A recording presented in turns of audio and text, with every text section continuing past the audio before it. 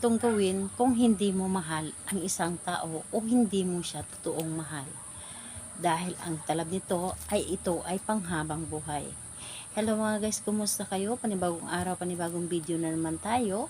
And sa araw na ito ay isa na namang video ang aking ituturo sa inyo ng simpleng gabay o simpleng pamamaraan na makakatulong sa atin. At bago ang lahat, gusto ko lang mag-disclaimer sa mga taong hindi naniniwala at hindi gusto ang mga kagaya nitong video. Please skip this video and maghanap kayo ng videos na gustong gusto nyo. Dahil ang video na ito ay para lamang ito sa mga taong naniniwala and gusto mag-try. Sa lahat po ng mga nagko-comment po dito sa aking video dito sa loob ng aking channel, mag-ingat sa lahat ng mga nagre-reply sa inyo na dinadala kayo sa kanilang WhatsApp and AMO app upang makaiwas po tayo sa scam. Ngayon po ituturo ko sa inyo paano kayo mamahalin habang buhay ng taong minamahalin nyo at maging sunod-sunuran ito sa lahat ng gusto ninyo. Ito po ay pwedeng gawin sa parihas ang kasarian. Yes po. Sa babae, to babae, lalaki to lalaki, and syempre naman sa ating lalaki at babae na magpartner. And dito po, kailangan natin ang ating gagamitin. Kailangan mo lamang dito maghanda ng panulat. Kailangan mo maghanda dito ng isang maliit na pirasong papel. Kailangan mo dito maghanda ng isang transparent na garapon. Kailangan mo lang din dito maghanda din ng packaging tape. So, packaging tape. Kailangan mo ng papel, garapon. So, garapon po, sorry po, hindi po siya transparent, kundi ay clear na garapon. Babasagin po. And, kailangan din natin dito ng inyong ihi. Yes po. Alam nyo ba ang ating ihi ay isa ito sa mga ginagamit sa mga pagre-ritual dahil isa ito sa napakabisa lalo na sa love spell na paggawa. And kailangan natin dito ng isang lubos na paniniwala dahil kinakailangan natin ang tiwala at paniniwala sa ating paggawa. Dahil kapag gumagawa tayo ng isang ritual tapos wala tayong paniniwala, hindi ito magkakatotoo. Dahil kinakailangan natin dito kapag ang isang ritual po ay totoo or naniniwala ka and lubos po ang inyong tiwala. Yun po ang dahilan bakit gumagana ang ating mga ginagawa.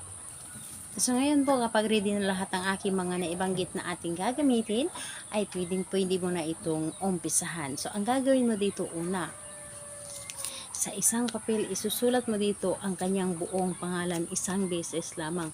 Buong pangalan, at kapag naisulat mo dito ang kanyang buong pangalan, kunin mo ang iyong garapon. Ngayon po, kunin mo ang iyong garapon at ilagay ang papel dito sa loob. Ngayon, kapag nailagay mo na dito, sambitin mo ng 7 beses ang dapat nating sabihin. So, sambitin mo ng 7 beses dito po, ibubulong mo dito sa garapon. Ibubulong mo dito, mamahalin mo ako habang buhay at maging sunod-sunuran ka sa lahat ng mga gusto ko. Mamahalin mo ako habang buhay at maging sunod-sunuran ka sa lahat ng gusto ko. Mamahalin mo ako habang buhay at maging sunod-sunuran ka sa lahat ng gusto ko. 7 beses mo itong ulit-ulitin na pagkasambit yung ating ginagamit or ang ating binubulong dito, saka mo sambitin ang kanyang pangalan. At kapag nasambit mo na ito ang kanyang pangalan, ilagay mo dito sa loob ang iyong ihi. Yes po. So, sa magtatanong po kung kailan tayo dapat umihi, dapat nating gawin dito or ilagay dito sa kahit anong oras po, pwede naman. Basta ito ay iyong ihi.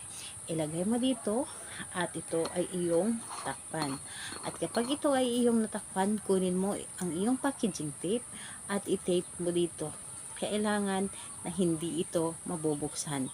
Kailangan na ilalak mo ito ng tape, ang garapon na ito or ang takip ng garapon na ito, at saka mo ito itago sa madilim na bahagi ng inyong bahay, at kinabukasan po ito ay iyong ibaon ng tanghaling tapat po, alas 12. So, ibaon mo ito sa lupa ng tanghaling tapat ng alas 12, huwag mong ibaon sa may ilalim ng puno, kundi ibaon ninyo ito sa may ito ay matatapat po talaga sa araw or ito ay laging maiinitan. Yung tipong walang kahoy kundi lagi siyang naiinitan. So, ibabaon mo ito doon sa may maiinitan na bahagi ng lupa at walang kakahoy-kahoy, or pwede naman na mayroong mga kahoy basta't hindi siya ah, ma matatakpan, kundi yung open po, yung open talaga na lagi siyang naiinitan, yung kahit sa umaga, sa tanghali, sa hapon, pwede siya maiinitan, doon nyo po siya ibaonin nyo ang garapon na ito doon ng tanghaling tapat alas 12 po, alas 12 po natin ito ibaon. So, ayun po, hayaan niyo ito doon. Huwag na huwag nyo na itong kunin. So, kailan ito pwedeng gawin ito sa araw ng Biyernes or Martes. So, mas maganda na unang araw ng Biyernes or unang Biyernes ng buwan, or di kaya huling Biyernes ng buwan. So, ayun po, ito ang ating dapat na gawin, and sana po ay nasundan ninyo ito. Sana po ay nasundan ninyo lahat ng mga sinabi ko. Salamat po sa inyo. Bye bye everyone. God bless us all.